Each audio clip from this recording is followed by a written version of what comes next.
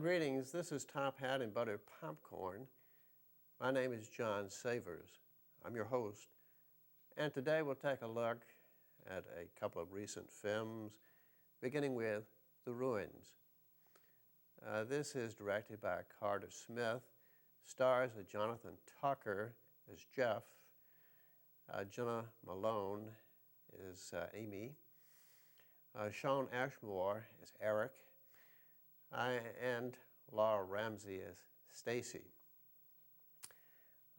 They have a nice bit of scenery here in this particular film. It kind of exploits it. It's an unusual film in that it kind of starts out like a beach party bingo or something in the Yucatan Peninsula of some sort. The group seems very natural to me. I thought they did well. I was unaccustomed to this sort of film and this kind of a young group doing that well. But I thought they seemed very natural, and particularly the gals, Jena Malone and Laura Ramsey. The boyfriends, they were best friends in this film. The boys, Tucker and Ashmore, were their respective boyfriends. I thought Ashmore was particularly natural in his relationship with Stacy. There were others there. This was not simply an American stronghold. There were also representatives of Germany and Greece here, and they seem to have struck up a kind of a chumminess. The German was named Matthias. He was played, I think, by Joe Anderson, but at any rate, he was there with a brother who was in some way connected to archaeology or had some sort of interest in that. I had gone forth to a ruin to kind of check it out. So he was sort of planning to go there himself, and he taught the kids to go also. Now, this is a group that was basically interested in being together, sun, fun, swim, relax, get away from school, fool around, and that's it. But they were not all that much into cultural exploration. But one of the guys sort of said, but look, we've been here all this time, we've done nothing but sort of lounge around here. Let's go out and just take a look at the country a little bit before going. And this sort of won the vote, and they decided to do so. They plan for a day, and they go forth prepared as such. They go to a Mexican or a native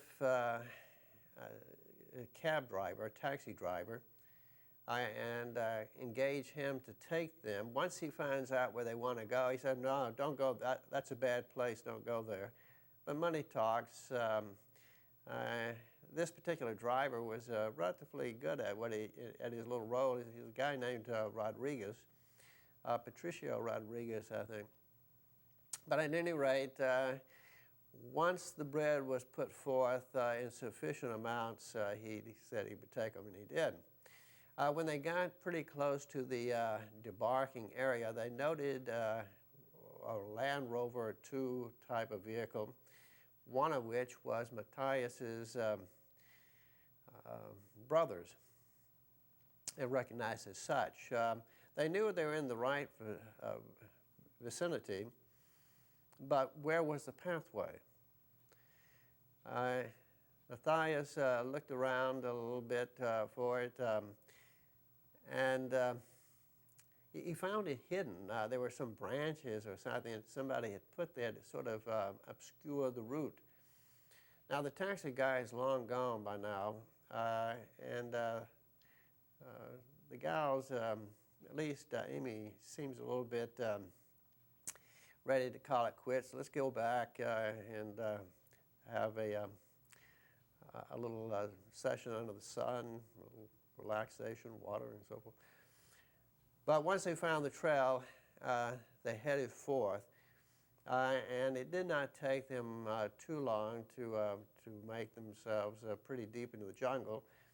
But as they got in the vicinity of the ruin, they stopped. There was a little stream. They noticed a couple of kids across the way, native kids sort of staring at them. Stacy went forth and, speaking Spanish, tried to communicate with them, but they would not say a word. They just stared. There was something a little bit unsettling about this. But anyway, they shake it off and head on, and it's not long before they come to an opening. They see a classic Mayan-type structure with a stepped pyramidal form, flattened top. In this particular case, the pyramid sides were covered in foliage, viney-like foliage. But between the jungle and the structure per se was a sort of a arid or dirt area in which nothing grew. They go forth and they get very close to it. They are talking about Matthias's brother. They look around. There's no sign of life. I think they call out. They look up at the top and they see some tent flapping at the top. They think that he must be around here, these people. I think at one point there was some brief camera shot of the archaeologist in and about the scene.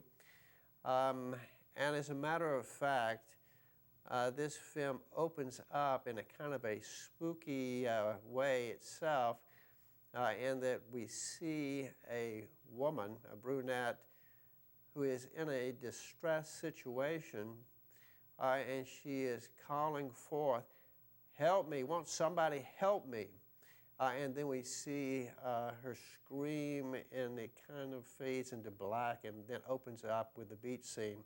So it was a pretty strange or marked juxtaposition at the very outset. We find this group at the pyramid base. Lo and behold, charges up some guy out of the jungle on a steed. He's talking some sort of language or other. He has a weapon, a gun. He does not seem to be too friendly. Stacy tries to speak Spanish to him. He doesn't understand Spanish. He speaks an unknown tongue as far as they're concerned. And the inference is he speaks a pure Indian dialect. But at any rate, there's a failure to communicate between these two groups verbally, but the man is getting across a message that he doesn't like them there. But what is worse, he is soon giving forth the message that they have checked in, but they're not going to check out. The Greek who is with them goes forward to they don't like the cameras being used on them, and the Greek guy goes forward with his camera to kind of offer it, to show it to this man, who is, by the way, played by a Calderon. This guy goes forward to show it to him. His name is Dimitri. He goes forward to show it to the man on the horse, and he's shot dead. And the inference here is that the man on the horse thought it wise to beware of Greeks bearing gifts. But be that as it may, it did send a message to the youngsters. They found themselves witnessing more and more people, men coming out of the jungle who were very hostile. They all had bows and arrows and some sort of weapon. There is a retreat up the pyramid.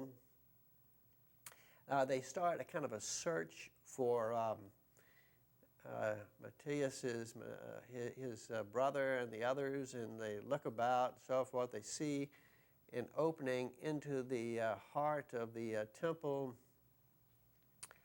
Why anybody would want to go down in there is beyond me. But it seems to be one of the first things they had in mind doing. Now, the first person who was going to go down there is Matthias. Now, I think that the pretext for doing this is to fetch his brother's cell phone, which they believe is at the bottom of this thing. None of their own cell phones seem to work over here in the ultimate Remoteville. So they think they hear a cell phone down there, and they decide to use the rigging to go down. And before they got very far tall with this project, the rope breaks. Matthias falls down to the bottom, injuring himself rather significantly, a leg. Well, now somebody is going to have to go down and get him, plus the cell phone, which they think. So then Stacy is sort of volunteered into going. So she goes down, and there is this sense once she gets down to the bottom that they're not alone. She sees that the German is rather seriously injured. They construct a sort of a stretcher to put him on and pull him up with, and this works. She, meanwhile, gives off all kinds of notions that there's something creepy going on and maybe trying to touch her or something like that. It could be imagination. But at any rate, they do eventually get on back up to the surface. Looking around the edge of this place, they can see that they are now surrounded by these people who are hostile and who are not communicating in any known language. They take out a look at the German's leg. It's pretty nasty.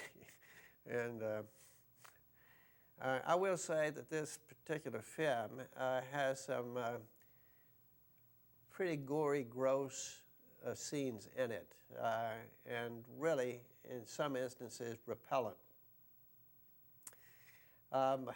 We're not quite there yet. But at any rate, this particular film is then, for the most part, a survival film from this point on, and the numbers dwindle. The moviegoer will learn that in this particular film, beware the flora. If I remember my zoology correctly, flora is the plants. The plants are the things that you have to be worried about here. So one of the curiosities about these plants is that they bring forth a bloom which seems to be able to mimic cell phone pages and stuff. It's quite an evolutionary trick, I would say. There is a certain affinity between this movie and the Broadway hit The Little House of Horrors. If you can imagine The Little House of Horrors transplanted to some godforsaken part of Central America and covered with vines and stuff, put in the format of a pyramid, you pretty much have a notion of the story. Now these plants, I'm not saying that they're Venus flytrap type plants, but you do get this idea that they dig red meat. We see the plant, we see these plant vines reaching out for humanity, as it were, especially wounded, bleeding humanity. Well, it becomes a mix of something humorous and something horrifying. Somehow or other, these vines, these plants seem to be able to get inside humans and act kind of like worms. It gets pretty gross. But these people struggle in strife against the plants and against the Mayans and sometimes against each other, and things really look like curtains. It's particularly painful to their hopes when they find they find out it's the flowers that are making the cell phone sounds. It's heartbreaking. But at any rate, they have to deal with it. And there they are on the top of this temple, surrounded by hostile people with no way to communicate. Their only hope is that the hotel itself will become worried about them and send out someone to find them. But they no longer have high hopes in this regard. They also find other bodies suggestive of what may have happened to the earlier Germans who had been investigating this ruin. We find these people in just terrible situation. And finally, we see Amy and Jeff as the last of the Mohegans. They have found the keys to Matthias's brother's Jeep or Land Rover. If they can only get to it, they can make a run for it, they can save themselves. That's the plan. But to make it work, there has to be a beau geste from Jeff. He has got to distract these hostile Mayans long enough for Amy to make a run for it. And he does this. And she makes a run for it, and she runs through the jungle, and Creedence Clearwater couldn't have sung a better song for her. She ran through the jungle. She didn't look back. She did hear them shooting at her. That also gives your feet a certain extra propel. And she makes it to the vehicle. Naturally, she gets the key in, and it doesn't start at first. You knew it wouldn't, didn't you? So anyhow, eventually, nick of time, it does crank on. She backs it up and gets going forward and down this jungly trail and out into the open. And she's just going as fast as she can. And we heard a shot. We know that things don't look good for Jeff. But Amy has at least made it seems. This is how the film leaves us. It could mean that there is going to be a sequel, but stay tuned. Whoa! That's it, folks. A wrap. We're out of time again. This is Top Hat and Buttered Popcorn.